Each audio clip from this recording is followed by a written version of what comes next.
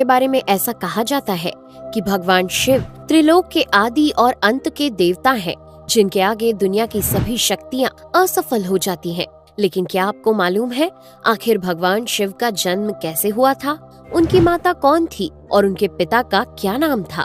उन्होंने किससे अपनी शिक्षा प्राप्त की थी और किस किस को शिक्षा का दान दिया था?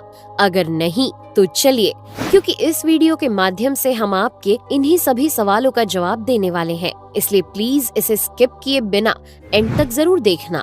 दोस्तों, आज सबसे पहले भगवान शिव के जन्म से जुड़ी पहली कहानी यानी शिव पुराण की एक लोकप्रिय कथा के बारे में बताने वाले हैं। शिव पुराण के अनुसार भगवान शिव को स्वयंभू माना जाता है, जिसका मतलब होता है कि भगवान शिव का जन्म स्वयं ही हुआ था।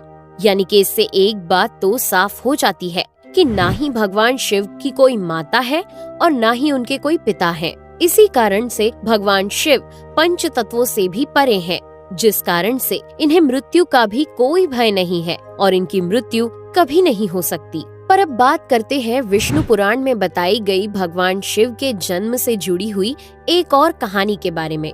विष्णु पुराण में बताया गया है कि भगवान विष्णु के माथे से निकलने वाले तेज के कारण भगवान शिव की उत्पत्ति हुई थी और उनके नाभि से निकलते हुए तेज से कमल पर विराजमान ब्रह्मा जी का जन्म हुआ था। मगर दूसरी ओर भगवान विष्णु के जन्म के बारे में शिव पुराण में बताया गया है कि एक बार की बात है जब भगवान शिव अपने घुटने मल रहे थे और उनके घुटनों से निकलने वाले मैल से भगवान श्री विष्णु जी का जन्म हुआ था। पर अगर ऐसा हुआ है तो विष्णु पुराण और शिव पुराण एक दूसरे से बिल्कुल अलग हैं। इस कथा के अलावा भगवान शिव के जन्म की एक और पौराणिक कथा काफी ज्यादा पॉपुलर है, जिसे शायद आपने बड़े बुजुर्गों से सुना होगा। पर अगर नहीं सुना तो आपकी जानकारी के लिए बता दें कि एक बार की बात है जब भगवान विष्णु और परम ब्रह्मा जी के बीच इस बात पर बहस छिड़ गई थी कि आखिर इस संसार में सबसे महान कौन है। और जब भगवान विष्णु और भगवान ब्रह्मा इस बात को लेकर बहस कर रहे थे तो एक जलते हुए खम्बे के रूप में महादेव उनके बीच आए थे। दोस्तों, वो दोनों इस रहस्य को नहीं समझ पाए और तभी अचानक से एक आवाज आई जिसने कहा कि जो भी इस खम्बे का छोर ढूंढ लेगा वही सबसे महान कहलाएगा।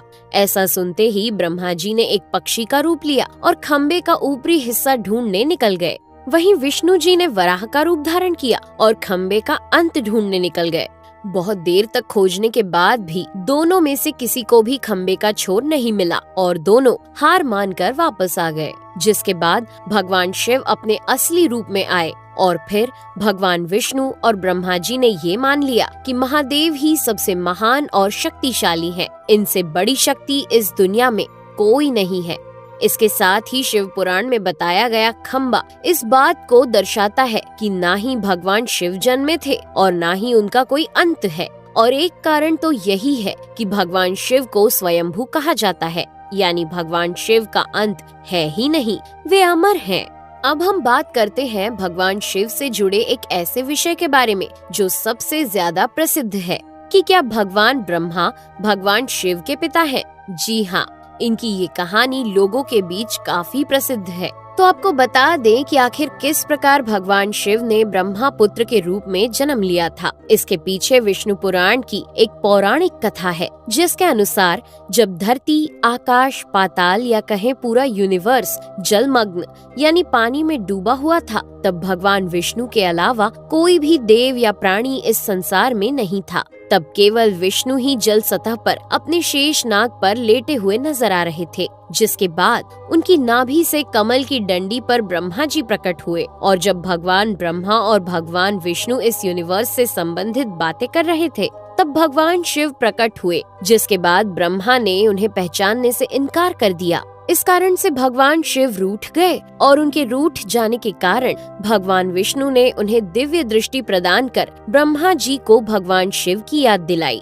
जिसके बाद भगवान ब्रह्मा को अपनी गलती का एहसास हुआ और शिव से क्षमा मांगते हुए उन्होंने उनसे अपने पुत्र रूप में पैदा होने का आशीर्वाद मांगा। जिस कारण से भगवान शिव ने भगवान ब्रह्मा की प्रार्थना को स्वीकार करते हुए उन्हें ये आशीर्वाद दे दिया। लेकिन इसके बाद जब भगवान ब्रह्मा ने इस सृष्टि की रचना शुरू की तो उन्हें एक बच्चे की जरूरत पड़ी और तब उन्हें भगवान शिव का आशीर्वाद ध्यान आया। जिसके लिए भगवान ब्रह्मा ने तपस्या की और बालक के रूप में भगवान शिव उनकी गोद में रोते हुए प्रकट हुए।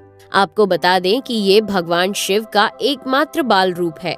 जब भगवान ब्रह्मा ने उनके रोने का कारण पूछा तो उन्होंने बताया कि उनका कोई नाम नहीं है। तब भगवान ब्रह्मा ने भगवान शिव का नाम रुद्र रख दिया, जिसका मतलब होता है रोने वाला।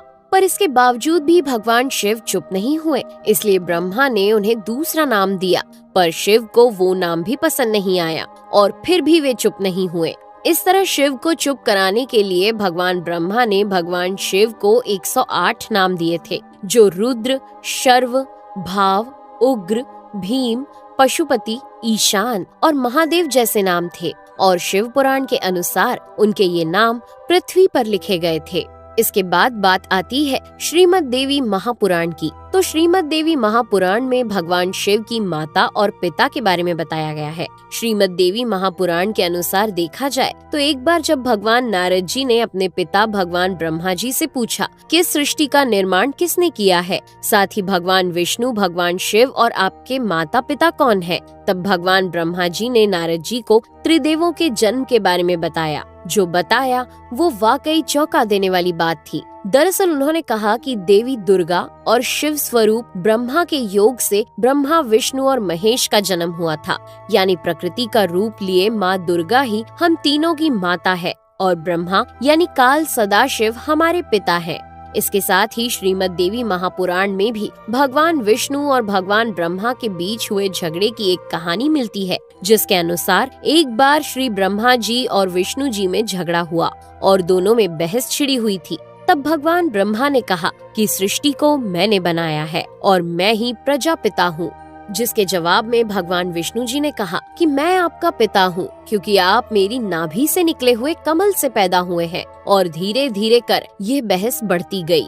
दोस्तों, इसके बाद इन दोनों का झगड़ा सुनकर सदाशिव वहाँ पहुँचे और उन्होंने कहा कि पुत्रों, मैंने ही तुमको इस संसार को बनाने और इसे संभालने के केवल 2 काम दिए हैं। इसी प्रकार मैंने शंकर और रुद्र को संहार और तिरोगति के कार्य दिए हैं। इसके साथ ही उन्होंने कहा कि मेरे 5 मुख हैं। एक मुख से अकार, दूसरे मुख से उकार, तीसरे मुख से मुकार, चौथे मुख से बिंदु और 5वें मुख से नाद यानी कि शब्द प्रकट हुए हैं।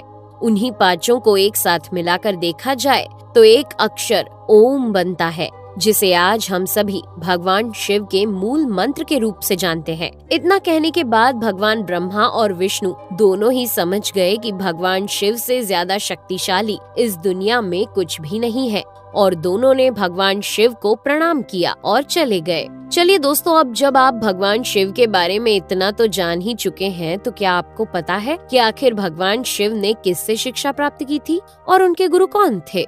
हम जानते हैं, शायद ही इसका जवाब आप में से किसी को पता होगा, पर जिन्हें नहीं पता उन्हें बता दें कि भगवान शिव स्वयं इस संसार के गुरु माने जाते हैं, जिन्होंने इस संसार में गुरु शिष्य की परंपरा की शुरुआत की थी। लेकिन अगर सवाल आता है कि आखिर भगवान शिव किसके गुरु थे, तो आपको जरूर जान लेना चाहिए कि हिंदू धर्म के ग्रंथ कहते हैं कि ब्रह्मा जी और शिव जी इस संसार के सबसे पहले गुरु हैं, जिन्होंने गुरु शिष्य के इस रिश्ते की शुरुआत की थी। जहां भगवान ब्रह्मा ने अपने मानस पुत्रों को शिक्षा प्रदान की थी, वहीं भगवान शिव ने अपना ज्ञान केवल अपने 60 शिष्यों को दिया था। यानी भगवान शिव 60 शिष्यों के गुरु थे और वे जिन शिष्यों के गुरु थे उन्हें आज के समय में सप्त ऋषियों का दर्जा दिया गया है। तो दोस्तों, ये थे भगवान शिव के जन्म से जुड़े हुए कुछ फैक्ट्स, जो आपको कैसे लगे हमें कमेंट करके जरूर बताइए। साथ ही अगर आपको वीडियो पसंद आया हो तो इसे लाइक और चैनल को सब्सक्राइब करना बिल्कुल ना भूलें।